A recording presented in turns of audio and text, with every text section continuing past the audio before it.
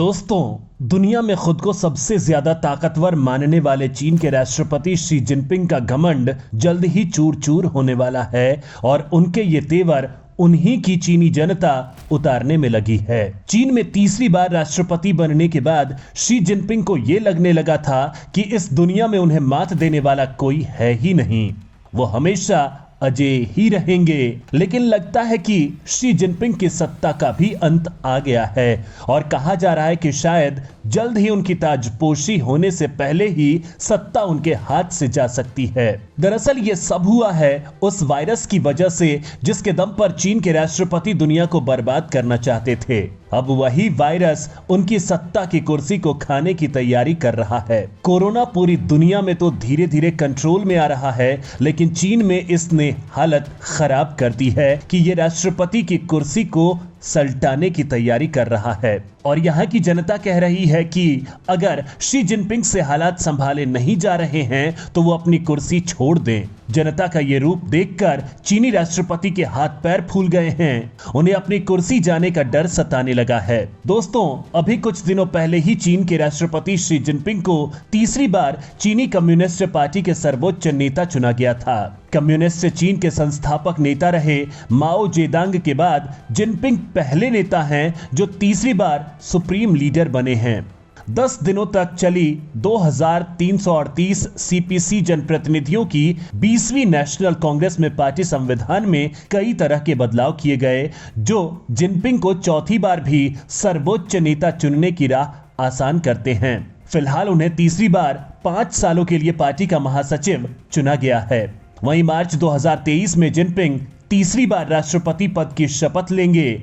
वहीं सर्वोच्च नेता चुने जाने के बाद शी ने कहा कि वे चीन को तकनीक और सैनिक ताकत के लिहाज से दुनिया का सबसे शक्तिशाली देश बनाना चाहते हैं।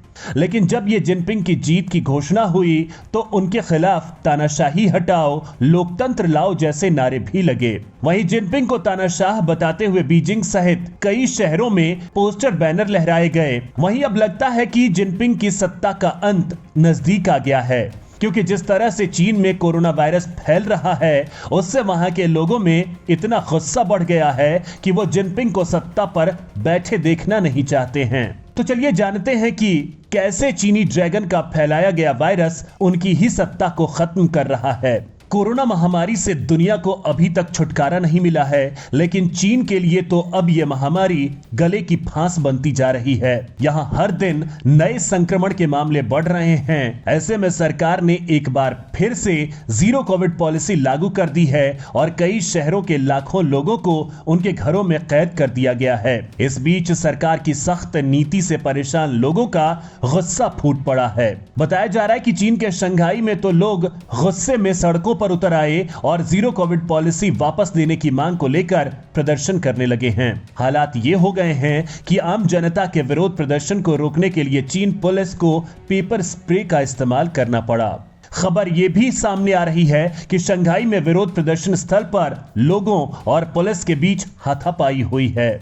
बताया जा रहा है कि पुलिस ने शंघाई में घटनास्थल पर प्रदर्शनकारियों को घेर लिया और कुछ महिलाओं को हिरासत में ले लिया। बीजिंग में भी प्रदर्शन एक यूनिवर्सिटी के करीब 100 स्टूडेंट सरकार के विरोध में प्रोटेस्ट करते दिखाई दिए। स्टूडेंट्स ने दीवारों पर no to lockdown, yes to freedom, no to COVID test, yes to food लिखा है। वहीं प्रदर्शन को लेकर वायरल हो रहे वीडियो में लोगों के हाथों में मोमबत्ती, पोस्टर्स और मोबाइल की टॉर्च दिखाई दे रही है।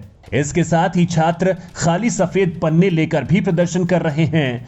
दरअसल इस प्रदर्शन की शुरुआत चीन के उरुमकी शहर में एक इमारत में आग लगने के बाद हुई, जिसमें 10 लोगों की जलकर मौत हो गई और 9 लोग घायल हो गए। मीडिया रिपोर्ट्स का कहना है कि यहां जीरो कोविड पॉलिसी लागू होने के कारण राहत कार्य में देरी हुई, जिससे इतना बड़ा हादसा हो गया।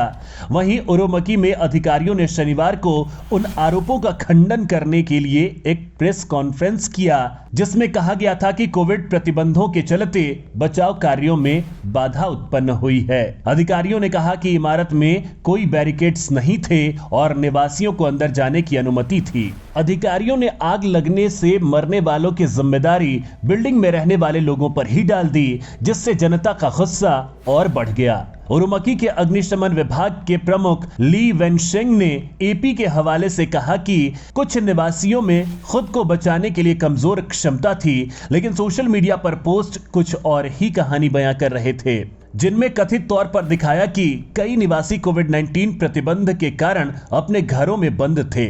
चीन में सरकार की सख्त नीति का विरोध कर रहे प्रदर्शनकारियों के कई वीडियो भी सामने आए हैं। एक वीडियो के मुताबिक उरुमकी शहर की सड़कों पर कई लोग दिखाई दे रहे हैं और ये लोग चीनी राष्ट्रपति शी जिनपिंग के नेतृत्व वाली कम्युनिस्ट पार्टी का विरोध कर रहे हैं। सामने आए वीडियो में देखा जा सकता है कि लोग कम्युनिस्ट पार्टी डाउन डाउन के नारे लगा रहे हैं। इसके साथ ही प्रदर्शनकारियों ने कम्युनिस्ट पार्टी को हटाओ, कम्युनिस्ट पार्टी पद छोड़ो और शी जिनपिंग पद छोड़ो जैसे नारे लगा रहे हैं। इस तरह के विरोध प्रदर्शन शी जिनपिंग की सत्ता के लिए चुनौती बनते जा रहे हैं।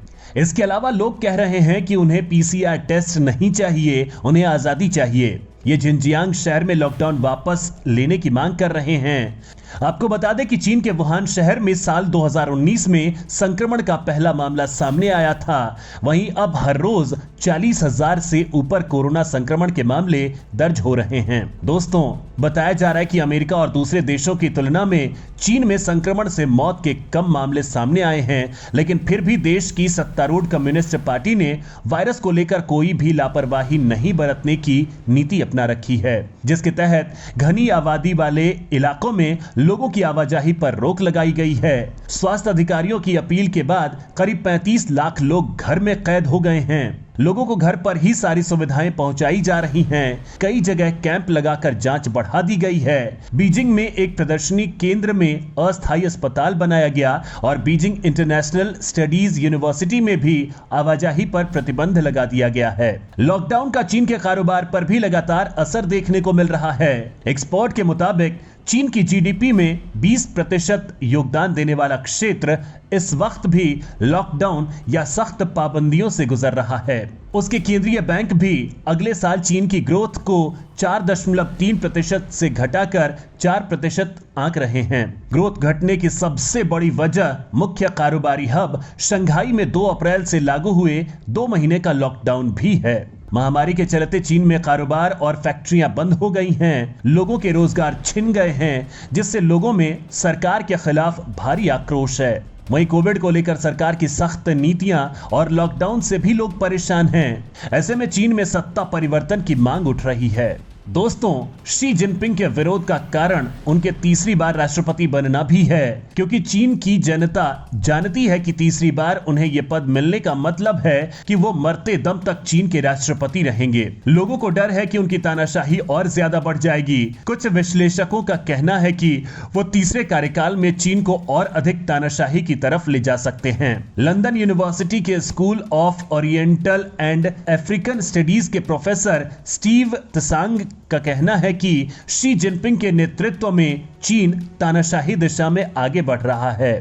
कुछ ऐसा ही माओ के राज में चीन में देखने को मिला था। वहीं 69 साल के शी जिनपिंग माओ त्से तुंग की मौत के बाद चीन के सबसे शक्तिशाली नेता हैं। वो देश के 3 शीर्ष पदों पर काबिज हैं। महासचिव के रूप में वो चीन की कम्युनिस्ट पार्टी के प्रमुख हैं, तो राष्ट्रपति के रूप में वो चीन के राष्ट्राध्यक्ष हैं। इसके साथ ही चीन के केंद्रीय सैन्य आयोग के अध्यक्ष के रूप में उनके पास देश के सशस्त्र बलों की कमान भी है। लेकिन अब लगता है कि जल्द ही चीनी राष्ट्रपति की ताजपोशी होने से पहले विदाई हो जाएगी, और अगर ऐसा होता है तो चीन के साथ साथ भारत के लिए भी राहत भरी खबर होगी, क्योंकि चीन शुरू से ही भारत का विरोधी रहा है। वहीं जिनपिंग के आने के बाद से दोनों देशों के बीच तनाव की स्थिति कुछ ज्यादा ही बढ़ गई। 2020 में जिस तरह से गलवान घाटी में घटना हुई, उसके बाद से अब तक तनाव की स्थिति कायम है। अब तीसरी बार राष्ट्रपति बनने के बाद जिनपिंग अपनी कोशिशों को और मजबूती दे सकते हैं।